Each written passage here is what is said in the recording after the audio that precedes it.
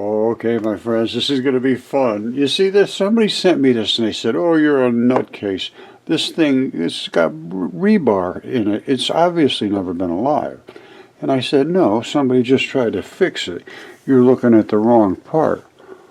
Because also in this same picture, I can see the guy's armpit and the muscle and where the bone locks in and everything. This is his shoulder. I'm going to show you something anatomically. They wouldn't make this. They wouldn't make it like this.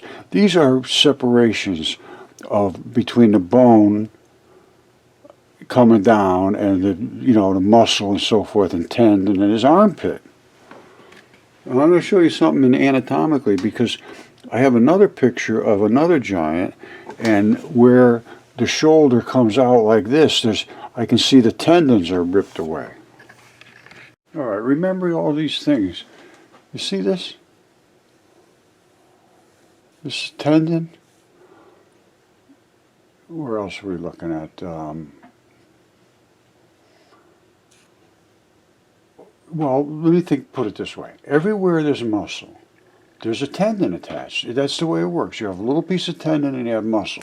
So up in here where this muscle comes from, there's tendon up in here. Because I'm going to show you one where the muscle has eroded away and you can actually see the tendon ripped. Tendons always have that little fibery stuff because there's a bunch of them together. This is a little different. This is a mat. The one that goes down your leg is like a mat of tendon. It's not the really fibrous tendon. All right, so don't forget we're going to be looking at tendon up in here with the muscle missing. I showed you the guy's armpit and where all of that stuff would have attached up in here. That's just the way shoulders work. You got to look at a cross section, which we did, his arm. Now, like I say, that is different muscle and bone and tendon and meat, basically. Alright, this is just saturated with biology. All of that red stuff is flesh.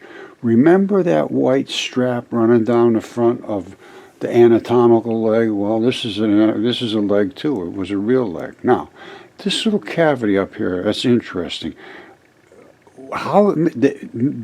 Obviously this thing was posed, and it shows in the earliest pictures him holding a trident and so forth.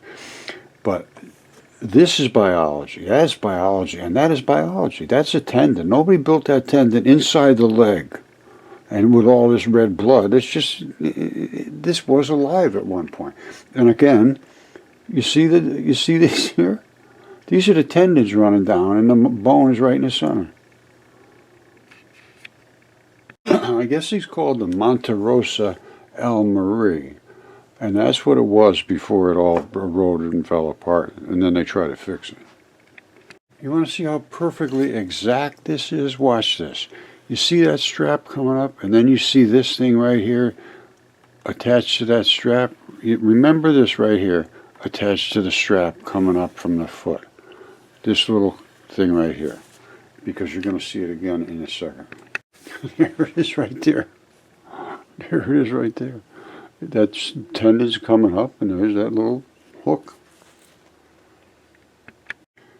I have no idea where this is or what it is. It looks like some kind of oddball looking thing with a lizard looking face.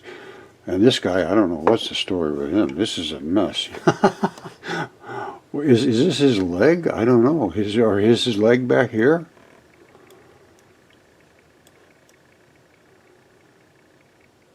But I'm going to tell you, a lot of this stuff, you don't realize it.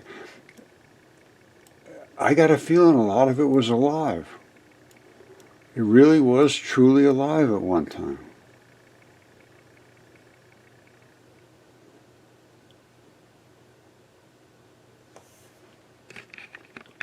Okay, I forgot to throw this in. I have no idea where that is. Somebody just sent it to me. And it's kind of strange.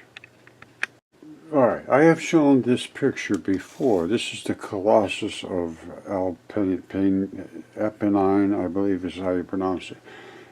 This right here is tendon. You see those little fibers? They didn't put them in there for nothing. That's tendon. The flesh is eroded away. That's his armpit area, and I think his whole arm is gone. And but that was where the tendon was. These things were, they were turning them into sculptures for their own entertainment. That's what Ovid wrote. Now, they claim they all created these in the 1500s. I don't know, maybe they did, but they were alive as far as I'm concerned. I can, as far as I'm concerned, I see the anatomy, I see the chemistry. I'm going with alive. And then they wrote about it. Metamorphosis, you just have to read it, Ovid. Okay, this is the Metamorphosis book I was just talking about. This is how they turned everything into anything they wanted to turn it into, the gods. They could do anything they wanted. They could turn themselves into ants or moons or anything. Now, Metamorphosis is ancient Greek. It's from somewhere around the turn of the millennium when Christ was around in that area. Now, it's from the creation to Julius Caesar. Mythological history, over 250 myths. They think they were all myths and just stories. Well, let me show you what he did right. The first words in his books. Right here, see? Metamorphosis, transformation. Transformation. It's like a butterfly from a caterpillar. It's a unifying theme, so it's all in all of his works. In Metamorphosis, he raises the significance explicitly in the opening lines of the poem, which is a story, not necessarily a poem. He says, I intend to speak of forms changed into new entities. What does that mean? Accompanying this theme is often violence inflicted upon a victim whose transformation becomes part of the natural landscape. They were turning these creatures into the landscape for their own fun. They were having a good time doing it. They enjoyed doing it. They made the gardens of the monsters and all these crazy things. Listen to this. There's a great variety among the types of transformation to take place. They can go from human to inanimate things like the Nile River or a constellation. They can go into animals. They can go from animals like ants and fungus and mushrooms to humans. They can change their sexes in hyenas and color pebbles, and they could make anything they want to make. And that's how they were able to come down and have sex with the women, because they could change to be anything they want. They all came down looking as buff-looking god people. Not a single one of them was out of shape. They're all, trying to look better than each other. That's why they call them gods.